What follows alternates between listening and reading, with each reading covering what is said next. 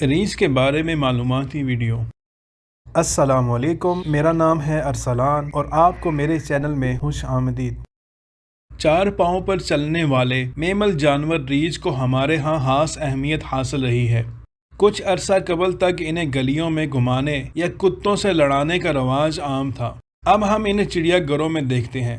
ریچھ قطب شمالی جیسے برفانی علاقوں سے لے کر منطقہ ہارا کے جنگلوں تک مختلف ماحول میں پائے جاتے ہیں۔ انٹارکٹیکا کے علاوہ یہ ہر براعظم میں موجود ہیں۔ یہ کم گھنے جنگلات، گھاس کے میدانوں، صحراؤں وغیرہ میں پائے جاتے ہیں۔ ان کی عمر 20 سے 35 برس ہوتی ہے۔ 4 کے علاوہ یہ انسانوں کی طرح 2 ٹانگوں پر چلنے کی صلاحیت رکھتے ہیں۔ ریچھ کی 8 بڑی انواع ہیں۔ ان انواع کی ظاہری صورت میں زیادہ فرق نہیں ہوتا۔ ریچھ کا رنگ اس کی نوع کے لحاظ سے ہوتا ہے۔ یہ سیاہ، بھورے، سفید اور سرخی مائل ہوتے ہیں۔ ان کا وزن اور قد بھی نوع کے لحاظ سے ہوتا ہے۔ چھوٹا سیاہ ریچھ سن بیئر 47 انچ لمبا ہوتا ہے۔ اس کا وزن 37 پاؤنڈز ہوتا ہے۔ قطبی ریچھ کا قد تقریباً 10 فٹ ہوتا ہے اور وزن 1500 پاؤنڈز ہوتا ہے۔ سائنسدانوں کے مطابق ریچھ کی 8 بڑی انواع کے علاوہ بھی بہت سی ذیلی اقسام ہیں جو مختلف علاقوں میں بکھری پڑی ہیں۔ سیاہ امریکی ریچھ یہ شمالی امریکہ اور میکسیکو میں رہتا ہے۔ اس کی بنیادی خوراک پتے، بیریز اور پھلیاں ہیں۔ سیاہ ایشیائی ریچھ یہ جنوب مشرقی ایشیا اور روسی مشرقی بعید میں رہتا ہے۔ اس کے سینے کی فر پر زرد اور سفید دھبے ہوتے ہیں۔ یہ سیاہ امریکی ریچھ سے جسم اور عادات اور خوراک میں مشابہت رکھتا ہے۔ بھورا ریچھ شمالی امریکہ، یورپ اور ایشیا میں پائے جانے والے یہ ریچھ زمین پر سب سے بڑے گوشت خور جانوروں میں سے ہیں۔ ان کی بہت سی ذیلی اقسام ہیں۔ قطبی ریچھ قطب شمالی کے یہ ریچھ برف کی سفید تہہ پر رہنے اور یک بستہ پانیوں میں تیرنے کی صلاحیت رکھتے ہیں۔ یہ وہاں پر سیل جیسے جانوروں کا شکار کرتے ہیں۔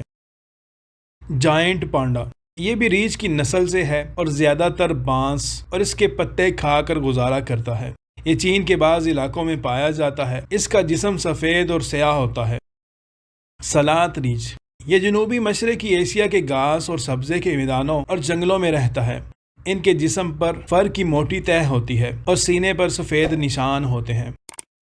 اسپیکٹیکولر ریچھ یہ ریچھوں کی واحد نوع ہے جو جنوبی امریکہ کے مقامی ہے اور 3000 فٹ سے بھی اونچے بادلوں میں گرے جنگلوں میں رہتی ہیں۔ یہ ریچھ ساحلی صحراؤں میں بھی رہتے ہیں۔ انسانی آبادی کی وجہ سے ان کا علاقہ کم ہو گیا ہے۔ سن ریچھ جنوب مشرقی ایشیا کے منطقہ ہارا کے زیریں جنگلات میں رہنے والے ان ریچھوں کی فر سب سے چھوٹی ہوتی ہے۔ ان کے سینے پر ہلکے سرخ اور بھورے نشان ہوتے ہیں۔ زیادہ تر ریچھ پھل پودے، سبزیاں اور گوشت سب کھانے کی صلاحیت رکھتے ہیں۔ قطبی ریچھ گوشت خور ہے جبکہ پانڈا بانس کا شیدائی ہے۔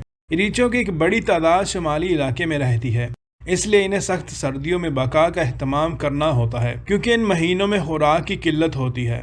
ارتقاء کے عمل سے ان میں طویل نیند یا ہائبرنیشن کی صلاحیت پیدا ہو چکی ہے۔ یہ گہری لمبی نیند سو جاتے ہیں جو کئی ماہ تک جاری رہ سکتی ہے۔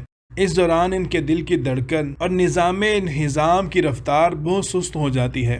اگر انہیں اچھی طرح جگایا جائے تو یہ اس نیند سے بیدار ہو جاتے ہیں۔ فاصل کے ثبوتوں سے معلوم ہوتا ہے کہ آئس ایج میں غاروں میں رہنے والے شیر طویل نیند سونے والے ریچھوں کا شکار کرتے تھے۔